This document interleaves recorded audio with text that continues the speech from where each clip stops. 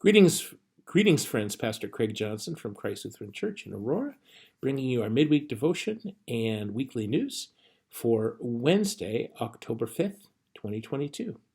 Good to be with you today. I'll be sharing from Psalm 137, which is one of the readings for today in the daily lectionary. A powerful reading of lament by the people of Israel.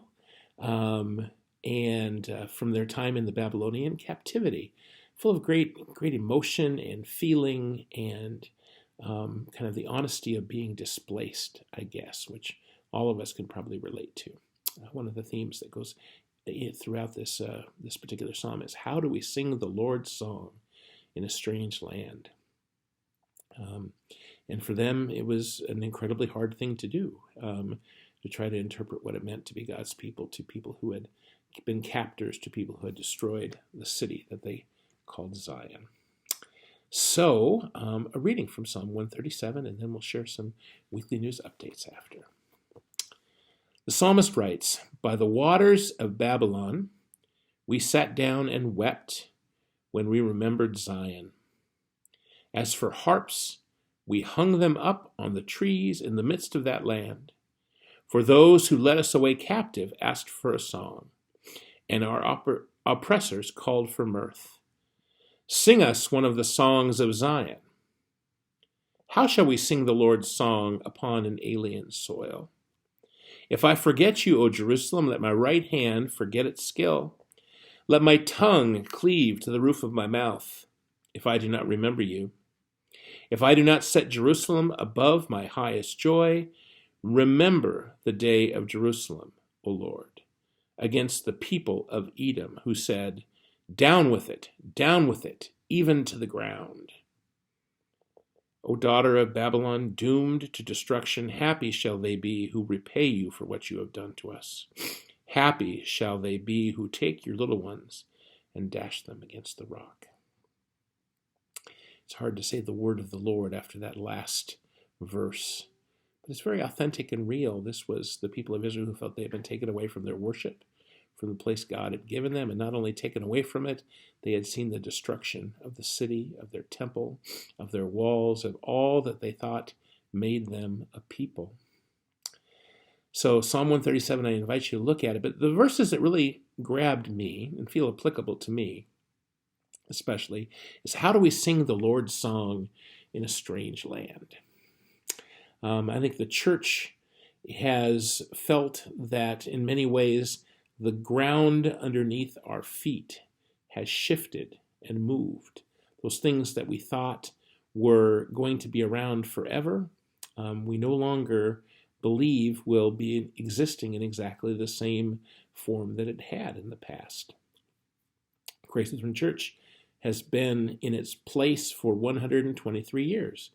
But like a lot of other congregations, we know that just because we've existed in the past does not mean we are guaranteed to exist in the future.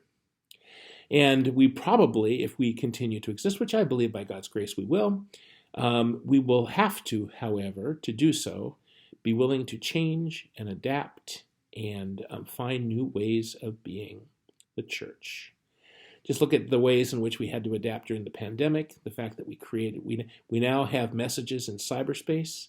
We have ways in which we never could have imagined ourselves communicating. We've had to adapt. And all of those things which you've heard time and time again during this pandemic. But it's true that we have. But the church has always had to adapt. There have always been times when the church felt like it was in captivity. I remember Luther wrote a treatise once called The Babylonian Captivity of the Church. And so here he is in the 16th century, 500 plus years ago, writing about how for such a long period of time the church had lost its way, and it was like, the leadership and structure of the church had lost its way, and the people had kind of been removed from what were the central tenets of the gospel. But that as a movement, as a reformation, as new birth, the church changed its direction and found a new way of being God's people.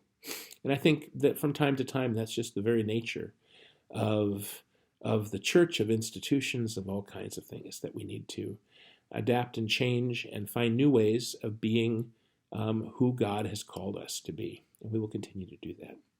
So this, how do we sing the Lord's song in a strange land? God's Spirit will continue to breathe new life into us if we remember what the basic tenets of our faith are, that of Jesus Christ, of Christ crucified, of love your neighbor as yourself, of love the Lord your God with all your heart, soul, and mind. All of those central pieces, that whether we're in land that's familiar or land that's alien, the promise that God is with us always, even to the end of the age, cannot be undone.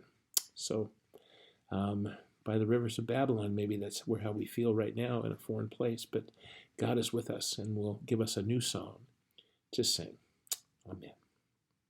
A few announcements for this week. Want to remind people that Backpack Buddies is back, and that our first Backpack Buddies packing and distribution will be October 18th, and that's a Thursday. Marie Gunther has kind of helped coordinate that program for us, and her email address and a link to it is in the weekly news attached to this video. Wanted to let people know that AA is back using our facility. We have a new AA group meeting on 6 p.m. on Saturdays, and they're meeting in the fellowship hall downstairs. So we're grateful to be hosting this important community asset. The number of families that have people who have suffered some kind of addiction and are in the process of finding sobriety is large. I guess the percentage of the population is large. So since the pandemic began and our old group moved to a different site, there's not been an AA group in Aurora, so we're grateful to be able to provide that. And our old group is, at least we hear, having some questions about possibly coming back to us as well. So having 2 nights would be perfectly fine. Wanted to let people know on October 16th, Pastor Steve Carlson, who did the interim work while I was on medical leave, will be back to preach and preside. He's excited to see you guys in person and looking forward to being with you. And I bet you're looking forward to being with him. I've always found Steve to be just a marvelous presence and a marvelous servant of God. So I'm grateful to, maybe I'll get to watch online. Maybe I can sneak and watch with Facebook Live, and I can chime in that way, or watch the YouTube after, which is always an option too. Sermon discussion questions for Sunday, October 9th are in this newsletter piece. I invite you to read the text for Sunday. The Old Testament text and gospel are there, and some questions to help you think about it. The idea being that these sermon discussion questions allow you to think about and prepare your hearts, I guess, to hear the message, to hear the word read in public. And there's something alive about that process, not just because lectors read it aloud, but reading it in the congregation. Not that hearing it online isn't valuable too, but there's something about that. So having done some work, thinking about the text a little bit helps make the preaching task, I hope, come to life a little more clearly. Those are the messages I have for today. This is the second time I've recorded this, so I'm hoping that whatever I'm doing wrong has been corrected.